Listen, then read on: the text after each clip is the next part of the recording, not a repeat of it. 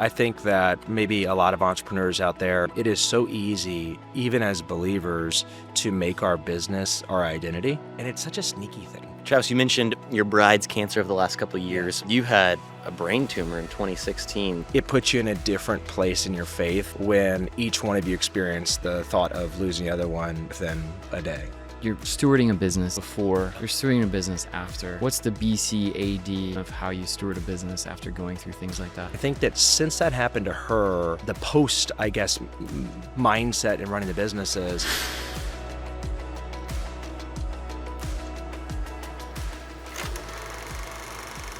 Faith-Driven Entrepreneur Podcast. As faith-driven entrepreneurs, oftentimes we just don't stop until something stops us. Today's guest, Travis Penfield, talks about these tough moments in life where everything stopped in a moment to care for family, to care for himself in these tough times, and how that gave him a bigger perspective of what it is that we're really living for as faith-driven entrepreneurs. So we're here at South by Southwest having this conversations. Let's go ahead and get started with today's episode. So speaking of life experiences, not all of us get to have the week that it sounds like you just had. yeah. You got to tell. We got to start here. This is important stuff. Okay, well, maybe. I did learn a lot. I had a buddy of mine that a few weeks ago said, I'm going to change your life in a text message. I said, what are you going to do? Three easy payments. Yeah. Yeah, 3 easy payments. Just, you can sell my beauty care. Yeah, it's funny. And I'm like, well, what is it, dude? And he's like, you love golf, and I know your dad's hero is Jack Nicklaus. Like, my dad's always wanted to be like the guy. He's like, he knows all about him, all these things. And he's like, we're going to have 10 of us are going to go hang out with John Maxwell and Jack Nicklaus at his club in Jupiter, Florida, called the Bears Club, where all the guys live. And we're going to get there. We're going to do lunch, ask a lot of questions. He's going to do a putting and a range session, and then we'll go play. And then him and Barbara are going to host at his house, and we got some surprises for you there. And I'm sitting there and I'm like, you are texting me, right? Like, because Maxwell, he's got some good stuff. He's got so much leadership stuff, and there's so much just stuff. A few things. Well, just a few, maybe 92. Where does the Golden Bear and Maxwell's combo come together?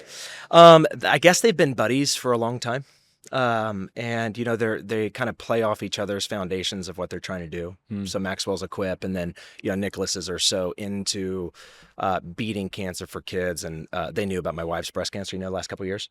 And so I think that was part of it, is they knew I'd have a heart for like both, like leadership throughout the world, like spreading the gospel through leadership, and then let's end cancer, let's do this thing, right? So it was inspiring. It was a great time. Awesome. So tell us about the experience from a golf standpoint. Any highlights? Did you choke in front of Jack? Did you get some good pointers? And also from a leadership and some of the kind of wisdom you got. My goodness. On the golf course, I will tell you, don't try to hit a putt around the goat. I hit this first putt. I mean, it's a 10-foot putt, and I hit it 15 feet by. I mean, that's really just those of you that don't golf. Rimmer in hand. Well, and then he keeps telling me, he's like, dude, just relax. I'm like, do you know who you are? Like, you've done beautiful things with this very club that I'm about to not do beautiful things with. And it was just great. And I mean, we had a lot of fun. It is very difficult on the golf course when he tells you while you're setting up for a shot that your grip is too tight. Yeah. So then you're like, okay. So I'll just kind of lighten it. And he's like, yeah, I don't like where your elbow is. And he's saying all these things. So by the time I hit it, just dribbles into the ground. So we had a ton of fun. I think life lessons, I asked him a question earlier on in the day, and I'm like, Jack, you've won all these different things. Like, tell me about the winning. Like, tell me, how did you do it? Like, all these things. He goes, Travis, what do I care how much I've won? Like, that's not my legacy. And I said, well, what do you mean it's not your legacy? And he's like, man, I made a commitment to my kids that even if I was going to be a professional golfer, like, they were going to know their dad, know their dad. And I made the same commitment to my grandchildren. And man, he was talking about them. When I would ask him questions about like a Masters win or shot I knew he hit, he'd be like, yeah, so I did this, I did that. And then I'd be like, so what about this grandkid? He'd just light up. Oh, wow. And so then I asked him, they're celebrating 65 years of marriage this year. And I said, you got to give me a pointer. Like, what is it? And his sweet wife was there too. And both of them say this comment of 95-5, and it's this idea that it's 95% give, 5% take. And if both people are doing that, you're going to have this awesome marriage. And 65 years, the love that they had for each other, they're just like the intimacy they have. I mean, you should have seen them like walk to dinner. It takes them a little bit. But like, it's like the most beautiful thing to just watch them kind of like in life, step by step together. And so he's a legend. So many different things I learned, so many awesome takeaways, even from Maxwell. But I think the biggest thing was like, I went home to my wife and I was like, babe, I love you. Like, this has been so inspiring. Being 13 years, 65 years. Yeah. You just kind of think about that and you're like, man, that's a lot, raising all those kids and grandkids and to still have that deep love. That is more impressive than him being the GOAT in golf, I thought. So it was, I say a top 5 experience. And then my wife reminded me, well, Jesus, you got married to me and you have 3 daughters. Yeah. So which better one, be 6 at the which best, one yeah. of us is getting the cut? So I'd like to say a top 6 time of my life. There you go. Well Yeah. said. Isn't it fascinating? Like, I mean, we fall in love with the highlights. We fall in love with the moments. We're fans. We're enthralled by it. Yeah. Yet the thing that, at least I'll speak for this at 44, is like, I'm as much interested in that. Yeah. The untold story of faithfulness and obedience. To do that, like to have all that accomplishments, intentionality with your craft. Come on. And keep that stuff together. Like that's a big deal. That's bigger than many of those trophies on that case. Absolutely. Well, and I think for young guys like me, I think that's the thing that it seems like he cared about most to teach us, and it wasn't like the game of golf is just so secondary. Like that's the platform that God gave him and he happens to be the best at it. But I agree with you. It is all the in between, because the more people that I meet that, are kind of like the hero types, I'd say the more often I'm disappointed.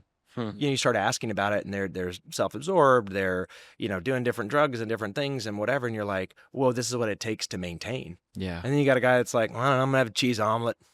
And you're like, cheese omelet it is, That's a strange dinner order. Yeah. But just a total stud. That's awesome. That's awesome. Travis, you mentioned your bride's cancer over the last couple of years. You had a brain tumor in 2016. Lord has dealt you guys some pretty wild seasons of health and things like that. Yeah. First off, how are y'all doing? Yeah. And just kind of give us some of the backstory there and all that God's taught you in the midst of those trials. Yeah, brother. I mean, it is, I would never want it to happen to anyone. But gosh, right. The testing of your faith, it does develop that perseverance. And so I think that because we're both good, I guess it's easy to say, like, it puts you in a different place in your faith when each one of you experience the thought of losing the other one, within a day, right? And Jacqueline's doing great. So here in a few weeks, we'll be celebrating 2 years. And for anybody that understands the cancer battle, you got to get to that 5-year mark. And so 2 years is a big deal. But, it's really interesting. Like, Matthew 6 talks about like anxiety and, like the birds of the air and the flowers of the field. And like, you're not going to add a single day of your life. Yeah. And yet the thing I think I'm still struggling through, and I think Jacqueline does better than me, is like, for me, the brain thing was easier because it was just happening to me. And then I wake up and they're like, hey, dude, like, we think you're going to be okay, but it's 4 months. You're going to have to learn how to talk and walk and do all these things again. But for her to watch that occur, like there's still times, I would say monthly over the last 2 years, where it'll be like 2 a.m. and I'll just wake up with like this crazy sweat and just start crying and not really know why. And like just a level of anxiety that I've definitely, I don't think I've felt in my life. Just this, like, what they don't tell you is you're so excited when they say you're cured. And then they say, okay, you got this 5 years to see that it doesn't recur. No one really, I think, warned me that the anxiety of this 5 years is pretty crazy. I mean, she even gets like a sneeze or a stomach ache and you immediately go to like some type of cancer, right? And it recurs. But she's such a fighter. She did so, the way she cared for our 3 daughters who were really young, during that she's doing the chemo and, her hair was starting to fall out, and she made the decision to like make it a moment with the kids to like cut her hair and then shave her hair and do all those types of things. And they almost like didn't fully recognize what was happening. She's doing such a good job. And one of the moments, it's strange the things you remember in these really kind of dark, hard seasons, it was still really patchy on top of her head. Like, you see like bald people that go through, I guess I'm bald always. So, but like you see that and it's like patchy and all those things. And I was like, well, babe, I'm decent at shaving a head. I'm good at that. I do it. Have some practice. Yes. Some practice over here. Good Lord decided to make me bald in my 20s. And so, man, I held my wife in the shower, like slowly shaving her head, because they're like, if you get a nick while you're on chemo and stuff, it's really bad. They just don't, the red blood cell counts are too low. And man, that is probably one of the like most beautiful, heartbreaking, sad, lowest 4 or 5 minutes of my life. sitting there shaving her head, kind of contemplating, like holding her. I don't know. I can't even go there. Like emotionally, it's almost too hard to, but it got kind of bad for her. So it's about 3 or 4 months into it. She's one of the types of body types that can't do chemo, which is not all that normal. So the doctor calls us and they say, you guys need to come in. Her red blood cell count is at a certain level that it's no longer, we're worried about cancer. We're worried about like, can she even make it? Wow. You know, and so they tell me, they're like, Travis, 2 things. First, she for the next week cannot be around anyone. She has quarantined because a single cold, you know, could take her out. And then she's like, the oncologist is like, and one thing I want you to prepare for is it's not looking good. And so you need to take your kids somewhere. And my advice to you is, when you see husbands like you that are working, that don't necessarily take care of the kids full time, when a spouse goes out and passes away, like it can get really, really, really bad when she passes. So I'm going to ask you to take them somewhere for a week, and I need you to live that whole week as if she's gone. I need you to go there even though she's still alive, or I don't think it's going to be good just seeing your reactions to all this. I just don't get the vibe you're going to be in a good spot. And so I take the kids to San Diego, and my sweet parents told me that, you know, I should take them somewhere where we're doing a bunch of activities, Legolands and all the things. And I'm crying in between every ride, trying to like picture this, like, am I going to work? And I was just kind of like, I guess I'll just stop and I'll just raise these beautiful 3 girls and just kind of, who knows? And so I get back and, you know, they tell us that what they found out was her cancer. They had put so much chemo in her that it was almost, the analogy was that it was like, if cancer is this hotbed, chemo is this like ice that goes in there, and they just had put too much in it and they didn't know. Wow. And so she has this immediate, you know, surgery, mastectomy, and she comes in, the doctor, and says, hey, this isn't how it's supposed to be, but 3 things need to happen, and she's going to be considered cured, but we don't know if it'll happen. And I'm waiting in this room, and this is to kind of tie back the brain surgery, you know, 4x4 walls, just waiting for get out of surgery to hear, like, more or less, is she going to make it or not? Or are we kind of on a downhill slope? And I'm listening to, you guys know United Pursuit, that Simple Gospel album? I don't know, 15 years ago. Okay. Yeah. So before my brain surgery in 16, I was just listening to that nonstop. It like calmed me. And all of a sudden, that's what's on my headphones. And it was such a blur over that time. I realized I was on the exact same floor in the exact same hospital where my brain surgery was. Listening to the same song. Whoa. Wow. Whatever that was, 7 years later. And there was a piece that, like, I'm not one of those people that I feel like I've ever like heard God visibly or any of those things, but this was one of these moments that I'm like at a level of peace. And then doctor called within seconds and like, everything's good. And so we've been just celebrating that for 2 years. Wow. Holy cow. What a story, man. Such a powerful story. How does your perspective of just everything else change? Like, I mean, you're stewarding a business before. Yeah. You're stewarding a business after. Yeah. What's the BCAD kind of version of how you steward a business after going through things like that? Yeah, I think whether I wanted to admit it, I think that maybe a lot of entrepreneurs out there, it is so easy, even as believers, to make our business our identity. Yeah. And it's such a sneaky thing. You know, it kind of reminds me of that old Casting Crown song that says it's a slow fade. So those little tiny things every day where you come home a little later, or you answer that email instead of being with your kids at dinner. It's these little moments that we let the business become our identity. And man, I think that since that happened to her, the post, I guess, mindset in running the business is, if the business doesn't make it, it's okay. If the business doesn't hit that growth goal, it's okay. Whereas before, if it didn't, it would just ruin me. And now it's like, no, because I'm going home to my bride, and I'm just going to be able to see her and talk to her, and business can go up, down. I could just not even have a business, and I got it. I got what I wanted in life, and the Lord has given me this beautiful woman. And so, yeah, I would say I feel more grounded. You know, Timothy Keller has that Counterfeit Gods book where he talks about all these idols.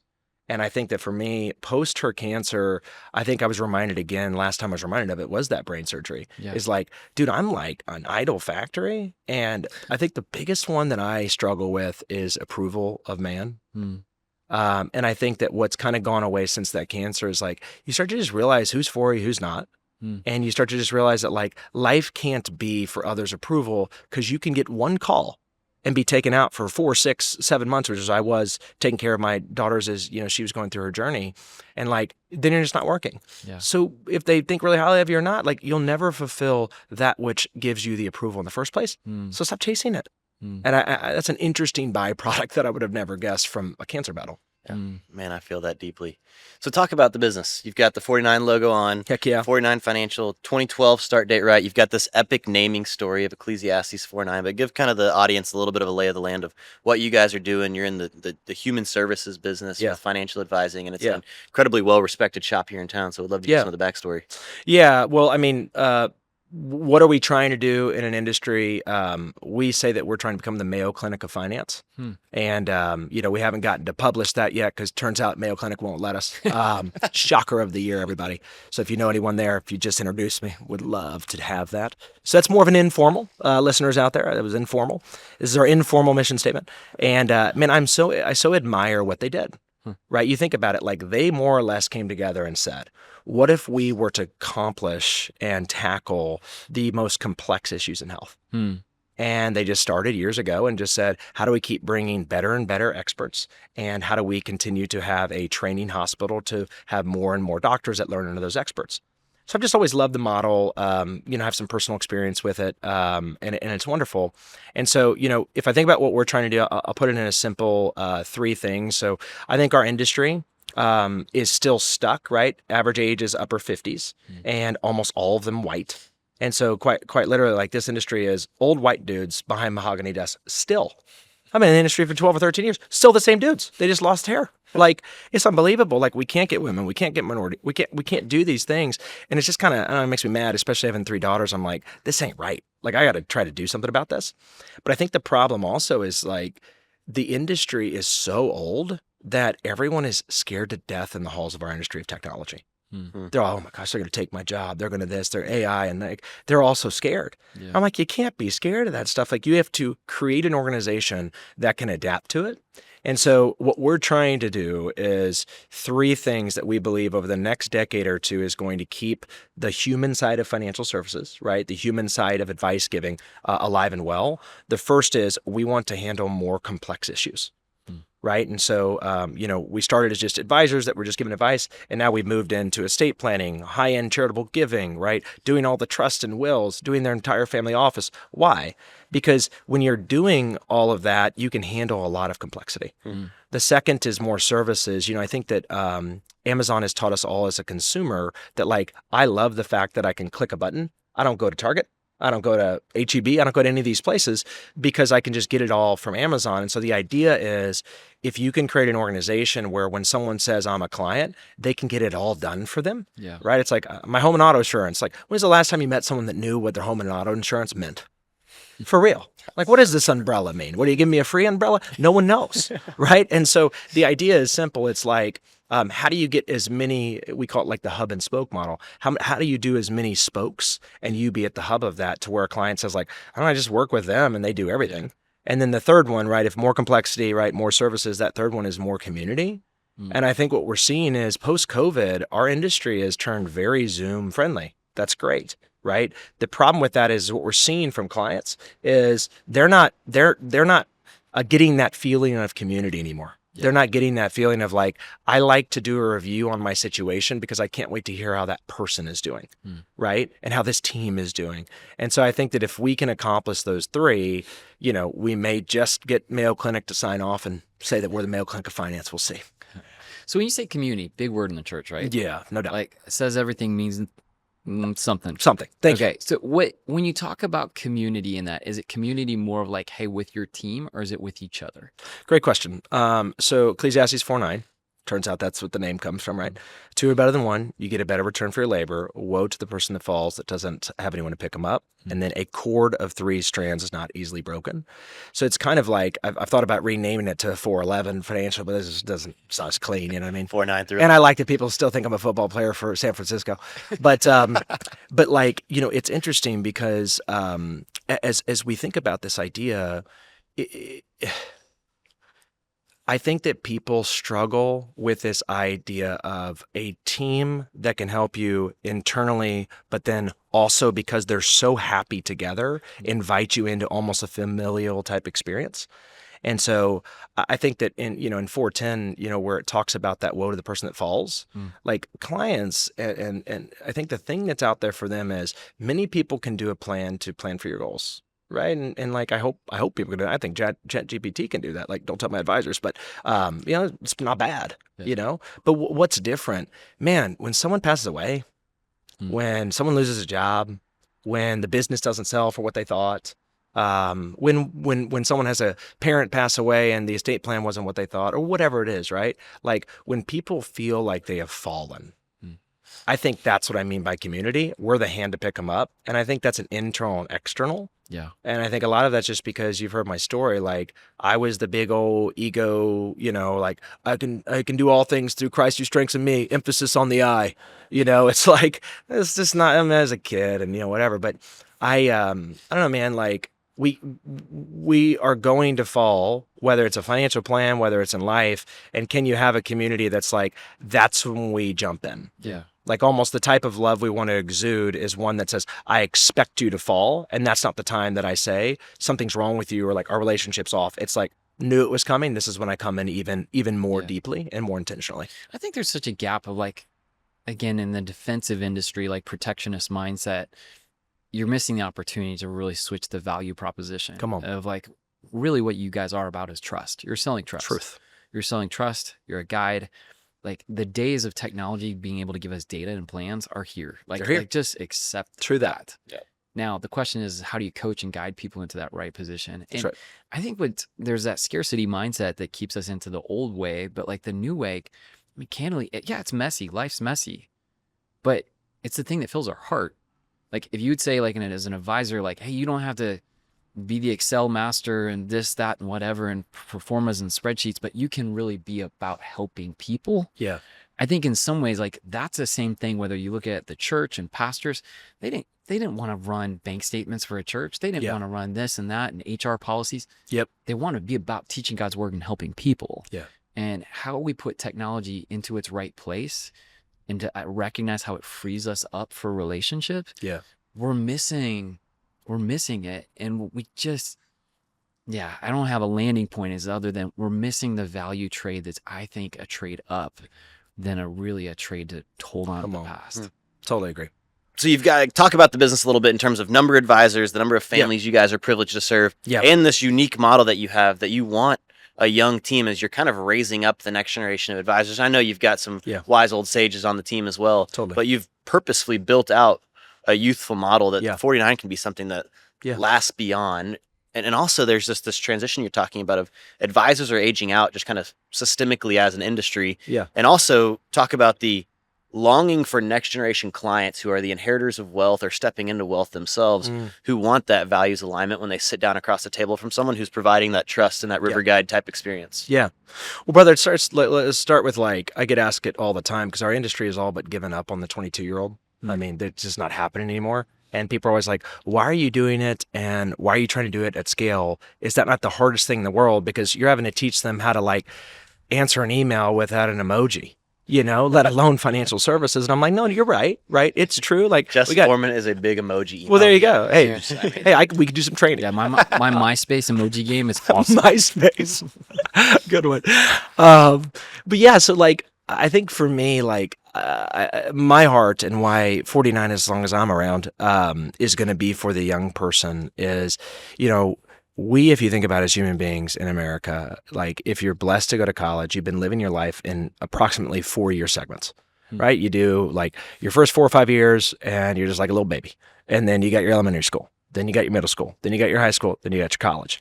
And so we've been trained in these almost 4-year segments of, hey, 4 years, and then you get to here and you win and you get to advance next level. I mean, it's almost like a Super Mario game. It's crazy. Love that. And then all of a sudden at 22, I felt this. So I get out of school. And now all of a sudden, I'm working at this, big consulting firm, really successful. And I won't use any names whatsoever, but I'm now in this like identity crisis because I'm like, what's the next 4-year thing? Like at 26, do you win a prize? Because like I'm a senior again. Because my parents said that I'm great, even if I lose, right? I'm a millennial. Yeah, for us, it's firstborn. Yeah. And so what was so interesting is, so I'm on this flight and we're going to Amsterdam for this client, and we're in line. And true story, one of these higher up people, he says, "Hey Travis, I see that ring on your finger." And he points down at it and he says, "Could you take that off for me?" So what do you mean? He goes, "Well, where we're going and like what we're going to be doing, I think that'll be uncomfortable." And when we got there, I learned, and your mind can go where it needs to go of things that were happening. And man, I got like ostracized. I got like, what are you doing? You got to, client's always right. Like, why are you not partaking in some of this stuff? And I was like, man, if I didn't have my faith, if I didn't have this awesome bride of mine, I'd have done all that stuff. Mm-hmm. And then I've just been another person on the path. And I started to think about that as I came home on that long flight back. I was like, man, I wonder how many people at my age right now are going to say yes to that. And that's one of the first steps for the rest of their life, to 2 or 3 divorces, kids they don't see because they claim to work and that's why they don't see them, like all these things that I was hearing. And so when it was time to like start something, I think my heart was around this idea of, could we be the place that, I don't know if they're going to make it at 49 or not. I mean, our average retention in the industry is 9%. Odds are good they won't. And while we're 4 or 5 times that still means, right, like half of them won't. So my aim to the company is, if we're really looking at it from the ministry perspective, like if a lot of them aren't going to make it, did we set them on solid ground to launch them into the next 40 years? Because it's not a 4-year play. Yeah. And I think that's, that's what inspires me. That's what I love.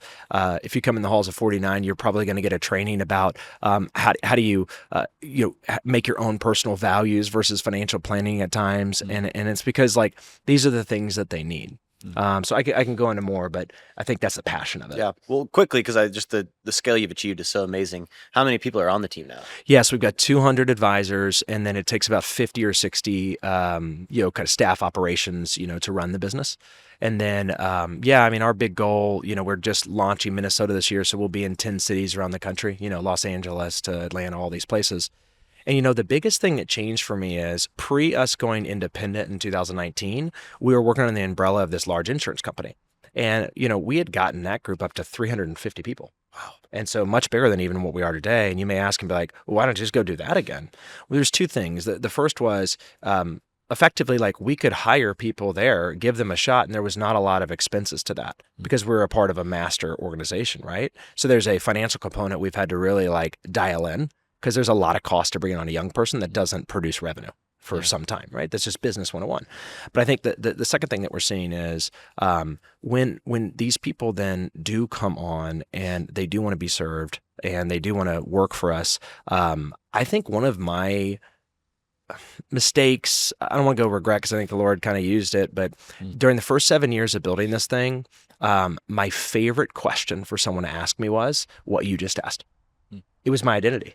Travis, tell you how big it is. How big is 49? Yeah. And I was like, oh, I'm getting affirmed today. and I'd always answer it, and they're like, oh my gosh, how do you do that? You're just this young kid and all these things. And I was always like, I have self-worth, and I was immature, man. I had faith, but young faith. And I think this version, what we're trying to do is say, can I answer that question and still say, I do think we're on this race to 1,000, race to 10,000, all these things. Yes, I believe we're on that path. Yeah. But do I value that quantity as first place, or do I value quality? And I think for 7 years, we valued quantity over quality, if I'm honest with you.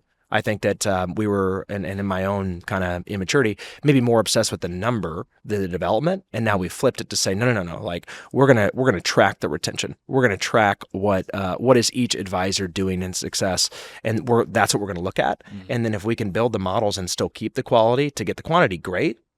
And there's this wonderful, mentor, and what she said to me is she had worked at Netflix, and she said that like, something that they figured out when they were scaling and growing was this idea of a path versus a race. And she said, you keep saying like, here's the path to 1,000 or path to 10,000. You have these years that you've baked them out. She said, make it a race.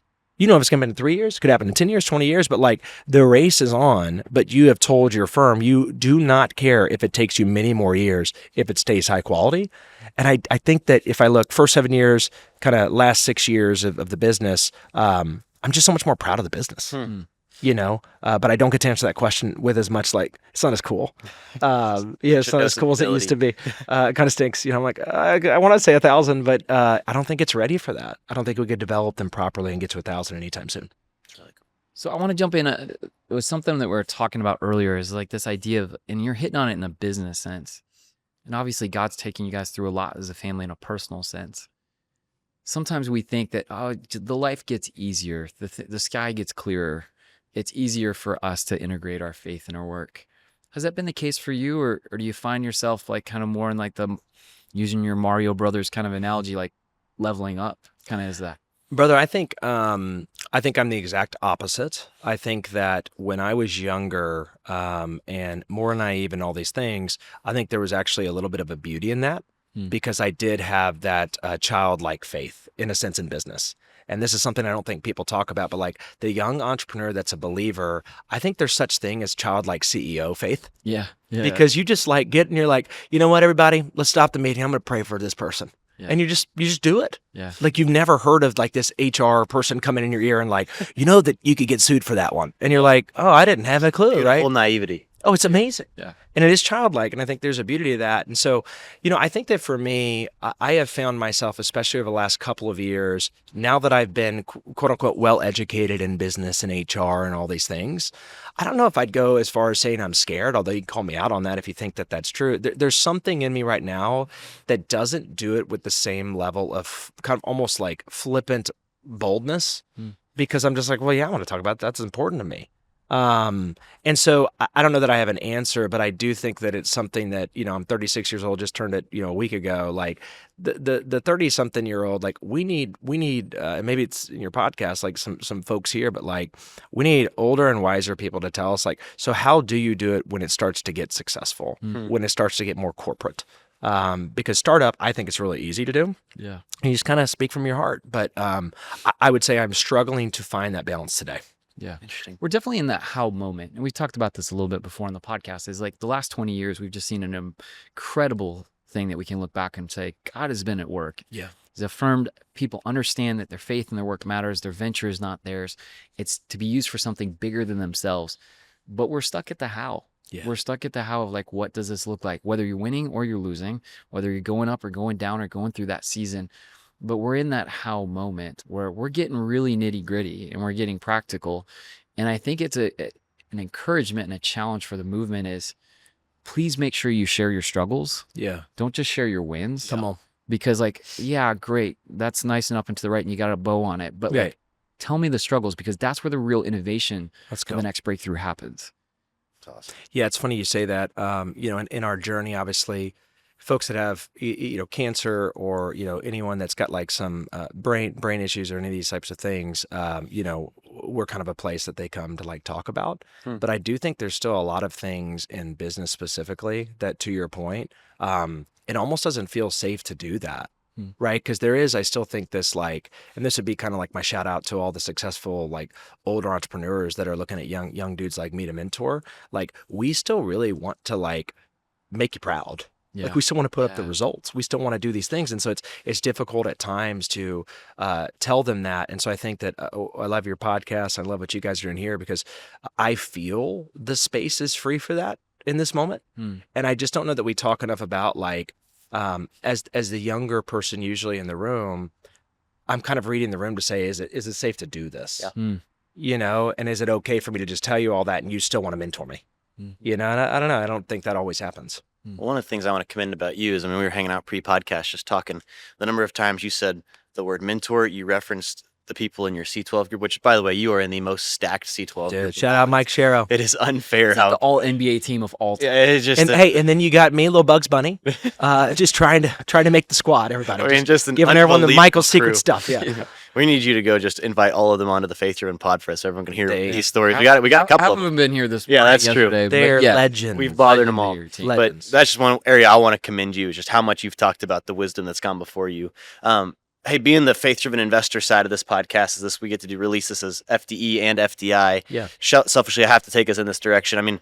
49 helps families shepherd a ton of capital. Yeah. And on that faith-driven investing front, where are you seeing the space kind of going? What are you encouraged by on this kind of values-driven front? How you all are approaching that conversation with families? Is it coming inbound to you all? A lot of people saying, hey, I want to better align faith and investments. What is 49 kind of doing on that front? What's interesting is, and I'll give God the glory on this one, it was probably 4 years ago that I told you about like the big three, like I want to do more complex things with the business, more services, right, more community. And one of the first things when we said, like, what's another service we could have for the client, NCF, National Christian Foundation, friends of ours, right? I started having a lot of discussions with them about like, so what do y'all do? And we get deep into charitable trusts and DAFs and foundations, all these wonderful things. And I'm like, I'm going to go do a bunch of trainings for our advisors and let's see what happens. Like, let's see if we can be the place that people know when they come to, that you're going to hear just as much giving advice as you are about stewarding your money and making it grow a certain rate of return for your retirement or whatever. And so we launched it, and man, it is, I will tell you, I think that there is a hunger out there for, if you're a financial advisor listening to this, like really, really would press you into make that a part of what you talk about. Because the amount of times that people will, you're like, so can I just ask you, like, what do you give in a year? It's like one of two places, right? It's either like, well, I'm making all this money and I'm doing this much. And they have this shame, right? Or it's like, man, I'm giving everything, like it's amazing. And we have this opportunity in our industry, right, as like pretty much guiding investors, right, to have one of the more intimate dialogues, that almost any profession will have with somebody. Absolutely. And I cannot tell you how many times we've been able to help them understand giving, help them understand like how could they actually make it work in their plan. And I think one of the other things that most people probably know is like, yeah, you get a deduction, but if done right, you get to save the capital gains tax. And so one of the things that like is a coin that we have, and I know National Christian Foundation, I think, coined it themselves first, but it's this idea of, can we turn tax dollars into giving dollars? And I'd have to get you the exact stat, but I know it was over 9 figures last year that would literally have gone to the federal government, which, pay Caesar what Caesar's. I'm not saying that like we shouldn't pay our taxes, but like to do a plan that without us existing would have just gone to the government. And next time you go down a road and there's a pothole, you're like, dang it, I paid for that to be fixed, right? Versus, all of that money then us saying, hey, this is new dollars. What do you care about? Yeah, it's so cool. That's what I think is, that's getting to be way more passionate, I think, for us than even just the financial plan in some ways, because it sure fires them up. Yeah, and again, it goes back to the earlier side of like, if technology can take care of some pieces of the puzzle and it frees you up to be more intentional in that, I mean, what's the thought of just what is the role of that advisor? When we think about who are the pastors of the marketplace, I think it's the entrepreneurs. Yeah. As much as the pastors are the conveners of the pastors in the marketplace, and they equip and they affirm and they send out, but there's an incredible emphasis there. When you talk about advisors, I mean, yeah, you're going to hear a sermon on a Sunday morning talking about giving and generosity and importance, but imagine if you can come to the plate and somebody knows the theological perspective and the practical side of things. Pastors of the marketplace and the role that advisors play is just tremendous, not just today, but when we think about the optimism of the next decade or two, this is where that battle lines are. This is like having that conversation and saying, okay, I'm used to hearing 1 or 2 buckets, but how do I do this in a God-honoring, faithful way to plant the seeds, or to bring the seeds of a conversation to bear? I think it's a reimagining of that. And it's a beautiful thing that I think is on the verge of happening. I mean, I think I cannot agree more. And I will say, like, this next generation, because we hire a lot of young people, I think that as you talk about the next 10 years or 20 years, I will say whatever you want to say about the next generation, good or bad, like they're hungry to learn. Like there is more desire than my millennial group, right? And so I do think that there is a readiness. And then on the flip side, the bulk of our clients are over 50 years old. I mean, most of them are 55, 60, of course, that's kind of the business we're in. I cannot tell you how many of them need to be told, you spent 30 or 40 years learning your craft, learning wisdom, learning all these things. Yes, I've said mentorship because I still think that's it. Like, if every single person like said, I'm going to mentor 3 young people this year, and that was their goal, we may change the doggone world. Right? But it's just not happening. And sometimes, like, you got to ask the young kid. They don't even know what a mentor is. Like, I did a training one time at 49. I said, everyone, define for me a mentor. You should have heard their responses, right? But we don't know what we're doing. Like, it's all just learning from those that went before us. But I don't know that that's happening as much, but I can feel it rising. Travis, this has been awesome. Loving this. Maybe to close, kind of bigger question type, if you will, but just, what are you most passionate, fired up about, thinking about the most right now as you're building and scaling 49, caring for a family? I mean, what's just top of mind for you right now as you build this business? Yeah, I think there's a personal and there's a professional answer to that. Cool. So if I think about what I want to be involved in over the next 10, 20, 30 years in the industry, I want to be the team that bridges the gap of the trillions of dollars that are being managed right now by the older advisor, right? That's sitting out there and 40 years they've been loving these people. It's amazing. But their only offer right now is to either sell it for a bunch of money and then not talk to the very people they wanted to, or stay on and keep hearing from the client, like, what's your succession plan? Like, I'm getting nervous. And we have all these amazing advisors out there that they don't know where to go because the options are not right. And they sure don't know, like, is there people that agree with my values that will like hold tightly to these clients and love on them and steward them because I'm not going to be here. And I really hurt for those people. And I've met so many of them now. And then the young person, we need to do something in this industry to keep them coming in, develop, trained. I get it's the hardest work. I get it's the work that no one really wants to do anymore. I get all the things, and someone has to do it. And so I think as I think about in maybe a paragraph, like what do I hope happens over the next 10, 20 years, I think it's this combination of, can we unite all of the older generation and younger generation to work together, but do it where we take this Amazon approach, this Mayo Clinic of Finance, where we say we're going to bring a version of a family office to the mass affluent, which is an offering that's never been out there. Yeah. Right? I mean, family offices existed for the hundreds of millionaires, billionaires forever, but we are in the works of getting that to the mass affluent. And if you get all the old, all the young, and you have that offering, I think that we could shake up the whole industry. And to y'all's point, use tech as a best friend. Yeah. Absolutely. Right. And so I think that's everything I get excited by. And I can go through all the different things. I think we're up to like 9 different companies we haven't talked about that isn't just 49 trying to combine them all to do it. It's going to be super exciting. But on the personal side, the prayer is we got 3 years left for Jacqueline's 5-year journey, post-cancer. And it is just every day. It's how do we get to that? And I don't have it right, but I'd say our prayer nightly together is like, Lord, how do we look forward to that day where we can celebrate that it has been 5 years and this monkey's off our back, but then enjoy the moment. And that's, I think, very difficult for us. And so if you like, what am I getting fired up by? The simple truth of like a 6, 5, and a 3-year-old daughter is looking at their dad to lead right now, and a wife that's 2 years removed from cancer has got another 3 years for this recurrence. How do I lead in that moment? Us to have an unbelievably fulfilled, beautiful life, serving the Lord, not in fear, but in a place of like, Lord, it's yours anyways. Like anything can happen. We're all one phone call away from our life completely changing. And I think that I want to live in that, not in fear, but in let's just enjoy the moment. Let's enjoy the days we get, and hopefully lead them in the way that the Lord's called me to. Well said. What a gift. Grateful for the way that you open your story and allow us to kind of journey with you. And just the joy, the sorrow, the pain, the beauty, the brokenness, as you were describing earlier, just what you guys have gone through. But sharing that and allowing people to see that shadow of a leader and just to being able to say, okay, what does it look like to follow in that is really beautiful. So guys, it's always good to be with you. If you're hearing this and you are feeling like you're alone on this journey, let today be the end of that.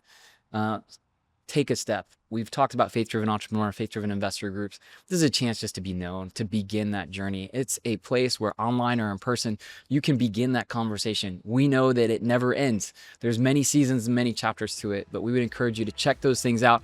Take advantage of that opportunity to begin that conversation with friends who can understand you and what God's doing in your life.